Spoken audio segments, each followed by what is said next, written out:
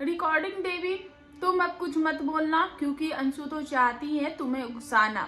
तुम कुछ मत बोलना। जी हाँ। सो हाय एवरीवन, कैसे हो आप लोग? Welcome back to my channel reaction by Pooja. I hope आप लोग बहुत अच्छे होंगे।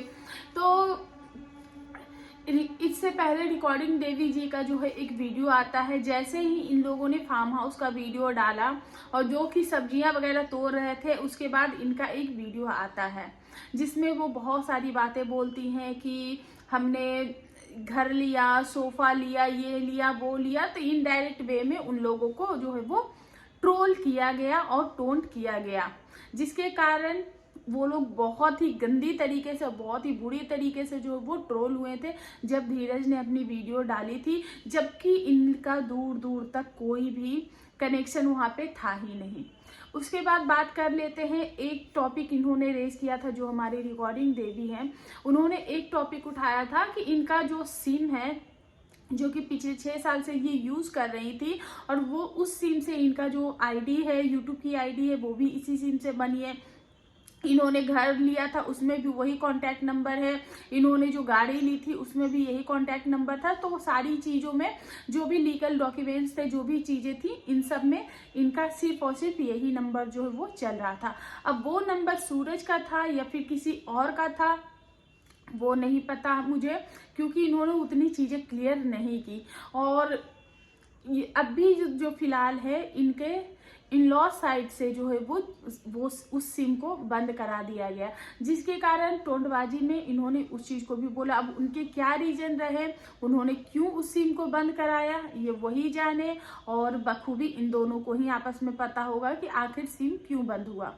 लेकिन उस चीज का भी टोंटबाजी जो है वो यहाँ पे की गई। थोड़ी सी इनको प्रॉब्लम परेशानी, क्योंकि हम सभी जानते हैं जो भी लीगल चीजें होती है उसमें दौड़ भाग करने पड़ते हैं, और नंबर, कोई भी नंबर या नाम कुछ भी चेंज कराना होता है तो उसमें प्रॉब्लम आती है, लेकिन चीजें फिक्स हो जाती है। और इससे क्या होता है, जब हम प्रॉब्लम का सामना करते हैं तो हमें बहुत सारी चीजों का जो है वो नॉलेज भी मिलता है। और जब तक हम घर से बाहर पाँव नहीं रखेंगे, जब तक हम बाहर की चीजों को देखेंगे नहीं, समझेंगे नहीं, तब तक हमें कुछ भी समझ में नहीं आएगा। तो कई बार गिरना भी बहुत अच्छी बात होती है, और उस गिरने से हमें पता चलता है कि गिर के उठने की ताकत क्या होती है। तो इन्होंने भी सेम चीज बोली कि भले ही इन्होंने टोंट में बोला कि तुमने तो हमारा नंबर बंद करा दिया, हाँ हमें दौड़ना पड़ा, परेशान होना पड़ा, लेकिन हमें बहुत कुछ सीखने को मिला। तो चलो ये चीजें हो गई। उसके बाद इन्होंने उस वीडियो में बहुत सारी टोंटबाजी की थी, जिसके कारण अब आया था अंशु का वीडियो। बीच में जो धीरज है, उन्होंने भी बोला था किसी लाइव में जाके कि जो अंशु है, अंशु के एग्जाम चल रहे, इसलिए अंशु चुप है, अंशु 2 बच्चियों की वजह से चुप है। लेकिन अगर चीजें उधर से नहीं रुकी या फिर ज्यादा हुई तो फिर अंशु जब अपना पक्ष लेकर आएगी तो फिर सबके सब चुप हो जाएंगे। अंशु के पास बहुत सारी चीजें हैं बोलने के लिए। और वहीं अंशु जो है वो फाइनली शिवपुरी से घर वापस आ चुकी है, वो अपने गांव आ चुकी है। और अंशु ने बोला भी कि उसके जो एग्जाम चल रहे थे, इसलिए वो बहुत पहले ही वो गांव आ चुकी है, और उसके हिंदी के एग्जाम थे, और अब जो है वो उसके एग्जाम जो है वो खत्म हो चुके हैं। और जब वो एग्जाम से फ्री हुई है तब जाके उसने बैक टू बैक 2 ब्लॉग जो वो डाले हैं, जो कि एक ब्लॉग था जिसमें वो ऑगी को नहला धुला रही थी, और उसी ब्लॉग के लास्ट में अंशु ने एक वाक्य बोला कि अगर लोग चुप नहीं रहे या रुके नहीं तो ये जो सती सावित्री सीता वाली जो इमेज है वो उतार कर रख देंगी, वो डिस्ट्रॉय हो जाएंगी। क्योंकि अगर अंशु ने मुंह खोला तो ये जो सती सावित्री सीता वाली जो इमेज लेके ये जो घूमती रहती है वो वहीं पे डिस्ट्रॉय हो जाएंगी।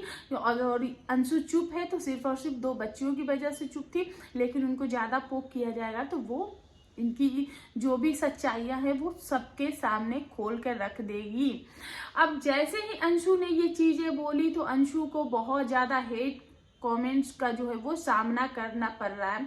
मुझे ये समझ में नहीं आता, एक तरफ वो लड़की जो कि महज 17 या 18 साल की है, एक तरफ वो औरत जो कि 25-26 साल की है, 2 बच्चे हैं, 2 बार इतनी बड़ी प्रॉब्लम से गुजर चुकी है, लाइफ का बहुत बड़ा एक्सपीरियंस हो जाता है। जब आप दुखों का सामना करते हो ना, आप दर्द और तकलीफ का सामना करते हो, तो आपकी लाइफ में ना बहुत चीज़ों का एक्सपीरियंस जो है वो हो जाता। और एक लड़की जो कि अभी जस्ट ग्रो हो रही है, बड़ी हो रही है, आप लोग उससे इनको कंपेयर कर रहे हो। जिसको अभी पढ़ने लिखने की उम्र है, खेलने कूदने की उम्र है, उसको बार बार इस कंट्रोवर्सी में घसीटा जाता है। और मुझे तो शर्म इस चीज़ की आती है, और हद इस ऐसे मेंटालिटी के लोगों के लिए लगती है कि चलो उनके सास ससुर को जो बोलना है वो लोग बोल रहे हैं, लेकिन कम से कम आप लोग एक छोटी सी बच्ची को मतलब कि आप लोग इतना ड्रैग करो इसको, मतलब कि उस महिला ने कुछ भी किया, उसके लिए जस्टिफिकेशन है लोगों के पास, क्योंकि वो उसकी मेंटल स्थिति सही नहीं, उसके साथ इतनी चीजें हो चुकी है। तो आप लोग जब सामने वाले के लिए इतना कुछ सोच लेते हो, तो सामने वाली एक बच्ची के लिए आप नहीं सोच सकते हो कि वो तो अभी जस्ट ग्रो होना शुरू हुई है, उसकी मेंटल हेल्थ पे क्या इफेक्ट करेगा ये चीज। आप लोग ये नहीं समझ रहे हो। यहाँ तक हद तो ये हो गई है कि अब अंशु, जब से अंशु ने ये जो सती सावित्री सीता वाली इमेज जो है वो डिस्ट्रॉय करने की बात की है, नए नए अकाउंट्स बन रहे हैं। 19 घंटे पहले, 20 घंटे पहले ऐसे अकाउंट्स बन रहे हैं, और ऐसे ऐसे कमेंट्स आ रहे हैं कि अंशु जो है ना लड़की है ना लड़का है, वो बीच की है, इसलिए इसकी बुआ जी जो है वो इसको अपने पास लेकर आ गई थी, ताकि वो उसके गांव में, उसके फैमिली में किसी को कुछ पता नहीं चला। आप लोगों को समझ भी है कि आप लोग क्या लिख रहे हो? किसी के लिए इतनी घृणा, इतना हेट कि आप उसकी मतलब जनरल को ही चेंज करने पे आ गए हो।